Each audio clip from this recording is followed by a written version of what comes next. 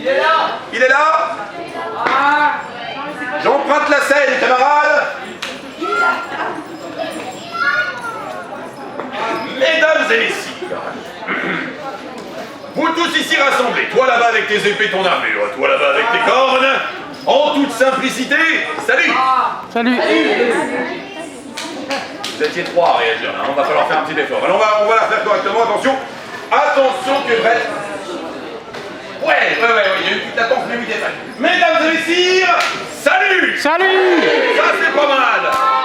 Mon nom depuis ce matin n'a pas changé, je suis toujours j'en sais rien, et comme d'habitude, je viens vous casser les oreilles avec une histoire incroyable à base de magie. Ouh. Une histoire avec un robot géant. Yeah. Ça c'est une première, les petits potes. Une histoire avec des guerriers valeureux. Ouais. Et même avec un bateau qui coule.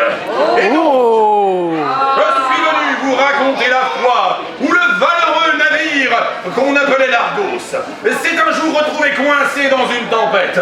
Figurez-vous qu'à son bord, on trouvait de grands aventuriers. On trouvait un capitaine valeureux que voici, viens mon grand. Viens mon bonhomme, on l'applaudit bien fort. Comment t'appelles-tu?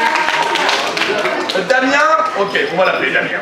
Mesdames et messieurs, le capitaine Damien. On trouvait également une sorcière des enfers. Et ça tombe bien, cette sorcière, elle est avec nous aujourd'hui. Bonjour, comment t'appelles-tu? Je t'entends pas. Viens par ici, viens voir. Viens donc, fais le tour. Comment t'appelles-tu? Cassiopée? Ça pouvait pas mieux tomber. Mesdames et messieurs, Cassiopée la sorcière, viens ma grande. On trouvait également 2-3 membres d'équipage qui font de la figuration parce que passe le numéro au début. Donc on va prendre... Voir. Viens mon grand, viens mon bonhomme. Comment tu t'appelles? Timothée, est-ce que tu veux être un membre d'équipage, Timothée? Oui, il va bien Timothée. On applaudit Timothée. Est-ce que tu veux venir aussi? Eh bien viens, je t'en prie. Est-ce que tu veux venir? Non, tu veux pas. Toi par contre, tu veux, je le sens. Allez, viens mon bonhomme. Comment tu t'appelles? Julien, viens mon Julien. On applaudit le valeureux équipage. Ce jour-là, on est sur une fin de journée avec des nuages gigantesques et surtout une tempête qui se déclare. On entend le bruit de la mer, on entend le vent. On entend les mouettes. Et là, on entend les vagues qui commencent à s'énerver. Alors attendez, parce qu'il va falloir qu'on fasse les vagues crescendo. Donc on va faire ça proprement. On va faire, alors je fais les vagues. Visuellement, vous faites les vagues. Sonorement, voilà, on va dire ça comme ça. On invente des mots, on n'en a rien à cirer. Attention, les vagues se déchaînent. Et puis une autre. Et puis là, le tonnerre. Comment t'appelles-tu? Estelle. On applaudit Estelle le tonnerre. Et puis là, la tempête se déchaîne. Ça dure des heures, et puis des jours, et puis des semaines. Non, quand même pas, quand même. Ça dure des jours, jusqu'à ce que le bateau finisse par prendre la foudre. Alors pendant ce temps-là, l'équipage essaye de tenir debout. On entend toujours le vent.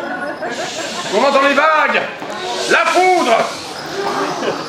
Et là, malheur de malheur, le bateau est frappé par la foudre. Attention Estelle, 3, 4. On applaudit Estelle.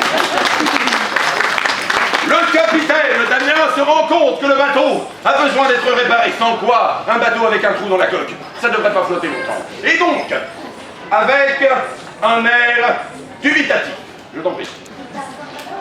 J'ai l'impression que le bateau coule. Fine observation. L'équipage est-il d'accord avec le capitaine Damien?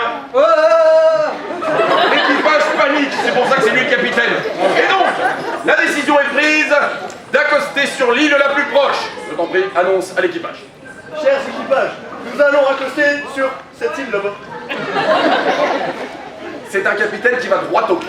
C'est ça qu'on lui demande. Hein. Et donc, alors que la tempête s'éloigne et se calme, pas du tout, elle s'éloigne juste, le bateau s'approche d'une île immense. Elle est étrange, cette île. Déjà, elle est baignée de brouillard, mais surtout, elle est emplie de caillasses. Il y a des rochers à perte de vue, pas un arbre, pas un brin d'herbe. Rien, juste une plage infinie. Et alors que le bateau arrive, attention, le bateau arrive un peu brutalement, vous me faites le bruit du bateau 3-4. Et l'équipage qui a du mal à tenir debout. Je crois qu'on a alerté. Tout va bien. Le bateau a heurté quelques récifs, mais tout va bien. Il risque pas de couler sur le sable. Donc, l'équipage descend du bateau et entreprend de trouver des arbres pour avoir du bois pour réparer le navire. Je t'en prie, annonce à l'équipage. Chers équipages, nous allons quitter le navire pour trouver le bois afin de le réparer. Suivez-moi. Alors évidemment, l'équipage est en liesse, il applaudit son capitaine. C'est le principe sur un navire, quand le capitaine dit quelque chose, on l'applaudit. C'est pas grave. Dis quelque chose, tiens, pour voir. Chat. C'est le principe. Et donc, ils partent sur l'île et ils cherchent des arbres. On a les premiers qui partent et ne reste que la sorcière. Près du capitaine. Au cas où, on sait jamais, il y a besoin de protéger le capitaine. Les trois aventuriers vont chercher des arbres et quelques heures après, les voilà qui reviennent en courant et en hurlant. Il y a des arbres, il y a des arbres. Non, ils sont terrifiés, ils ont peur, il n'y a pas d'arbres. Ah, il n'y a pas d'arbres. Alors, on va la refaire un petit peu. Les voilà qui reviennent en hurlant et en courant, en disant qu'il n'y a pas d'arbres. Et surtout, à leur suite, que voit-on? Un monstre, bien vu, mais quel genre de monstre? Alors, il va lui falloir un monstre énorme. Un cyclope. Pire qu'un cyclope. Plus grand encore, il va nous falloir un très grand acteur. Immense, gigantesque. Un Yeti. Bah, tu sais quoi, on va prendre quoi? Viens mon grand. Viens mon bonhomme. À leur suite se trouve un immense... Attends. À leur suite, avec les bras en l'air comme ça, se trouve un immense géant de bronze qui les poursuit et qui sème la panique dans son sillage. Ce géant de bronze avait été placé là bien des années auparavant afin de protéger cette île de quiconque s'en approcherait. Bon, malheureusement, le problème c'est quand on met un géant de bronze et qu'on lui dit tu protèges l'île d'absolument tout, qu'est-ce qu'il fait? Eh bien, il protège l'île d'absolument tout, même de ses habitants. Donc il n'y avait plus un animal, plus un villageois, plus rien sur l'île. Tout avait été détruit par le géant, comment tu t'appelles? Andrew. Par le géant Andrew. Et depuis, le géant se baladait comme ça, à la recherche d'adversaires.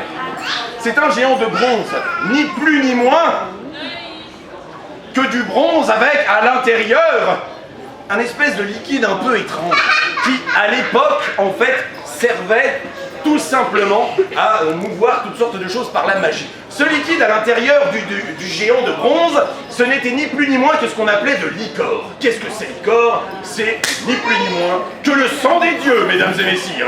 Et le dieu qu'il avait placé là avait mis à l'intérieur de l'ichor. Et donc, c'est ce qui permettait à ce géant de se mouvoir tel un robot des temps anciens. Évidemment, quand les aventuriers reviennent, le capitaine leur dit, attention que c'est une marionnette, mais qu'est-ce que c'est que ce cirque? Vous trouvez un adversaire et vous fuyez devant lui? Partez donc à l'assaut, braves aventuriers! Et donc là, à la place de la sorcière, je vous en prie, tu vas te mettre à côté de Damien, le premier aventurier part à l'assaut du géant. Et le géant l'écrabouille d'un coup de pied. Alors attention, il va falloir un petit peu d'aide de votre part parce qu'en fait on n'a pas trouvé de géant plus grand. Donc, quand le géant l'écrabouille, j'attends un énorme sprotch. Vous êtes prêts à faire sprotch? Le géant l'écrabouille d'un coup de pied. 3, 4. Et c'en est terminé le Julien, c'est ça? C'est ça. Julien l'aventurier sera pleuré à chaudes larmes. Petit ange parti trop tôt. Merci Julien. Les deux aventuriers qui le suivent se disent que l'attaquer à l'épée ça marche pas. Donc ils vont essayer à l'arc. Je vous en prie, on tire sur le géant. Avec un arc, comme ça, vas-y. Il n'a pas très envie. Et là bien sûr le géant étant en bronze, les flèches ricochent et les écrabouille d'un coup de pied. 3, 4, Oh. et c'en est terminé de comment t'avais tu. Agathe, rappelle-moi ton Timothée. Agathe et Timothée, mesdames et messieurs, qui depuis reposent en traître sur cette plage. Et là, évidemment, le capitaine Damien commence à paniquer. Qu'est-ce qu'on va faire? Alors, je vous ai pas prévenu. Exceptionnellement pour vous, juste aujourd'hui, nous sommes en présence du numéro 1 mondial de l'imitation de la panique à bord d'un navire. Mesdames et messieurs, Damien vous fait la panique. Bon retour. Tous les soirs à 18h, il est au Folies Bergère. Et là, évidemment, Damien paniquant, il ne reste que la sorcière et sa sagesse et ses pouvoirs magiques avec son chapeau. La sorcière calme le capitaine d'un geste de la main et lui dit: ne vous en faites pas, mon capitaine. J'ai la solution. Ou du moins, j'ai une idée. Elle s'approche du géant, pas trop près, on sait jamais, pourrait l'écramouiller. Et en observant le géant, elle se rend compte que sur la cheville du monstre de bronze, il y a un bouchon. C'est bizarre ça, non? Le monstre de bronze a un bouchon sur la cheville. Le monstre de bronze est en plein d'un liquide qu'on appelle de liquor, qui lui sert à se mouvoir par magie. Elle se dit que là, il y a peut-être un coup à jouer. Et donc, notre sorcière s'adresse au géant et lui dit: dis-moi! Alors attends, on va se mettre différemment, on va faire comme ça, voilà. On va faire comme si vous étiez face à face, mais il faut quand même qu'on te voie. C'est pas évident le chapeau. Alors on va faire appel à votre imagination, imaginez que le chapeau est toujours là parce que j'ai besoin de mes mains quand même. Allons-y. Elle lui dit: dis donc toi là-bas, est-ce que ça te dirait d'être immortel? Elle tente un truc. Hein. Le géant lui répond: oh pourquoi pas, ce serait peut-être pas mal.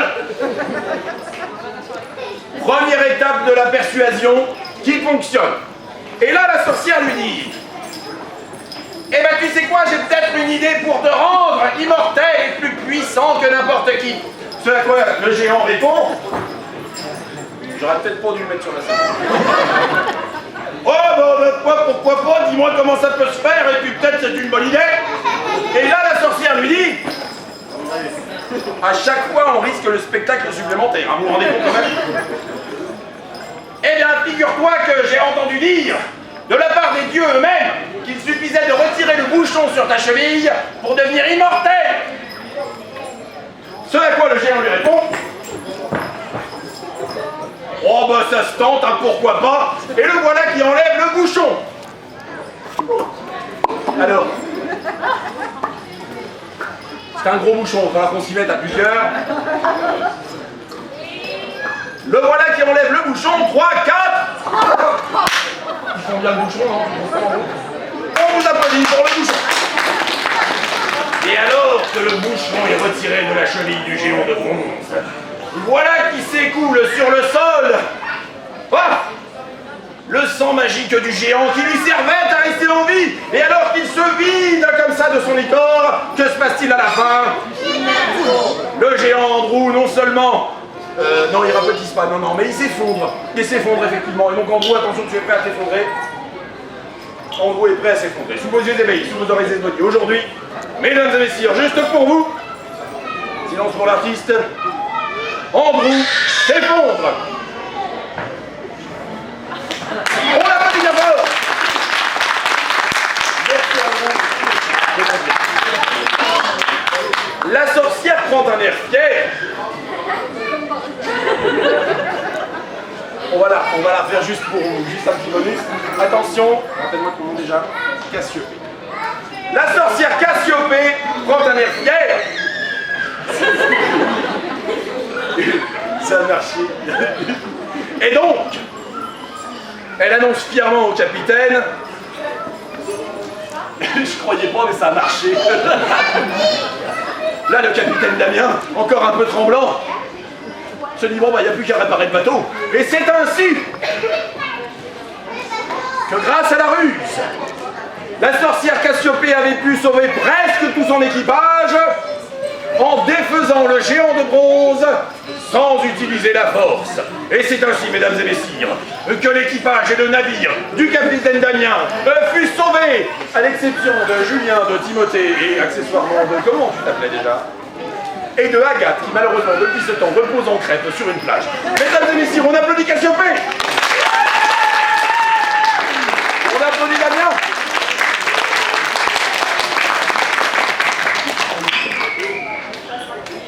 Rappelle-moi ton prénom. On applaudit Christelle qui nous faisait l'orage. Et bien sûr, on applaudit encore une fois les 3 membres d'équipage tombés, le géant Andrew. Et surtout, on vous applaudit vous-même, car si vous n'étiez pas là, vous aurez l'air d'une bande d'andouilles à gesticuler tout seul. Merci beaucoup. Je vous fais des bisous. Profitez bien de la fin du festival et surtout, bien sûr, encore un petit coup pour la sorcière.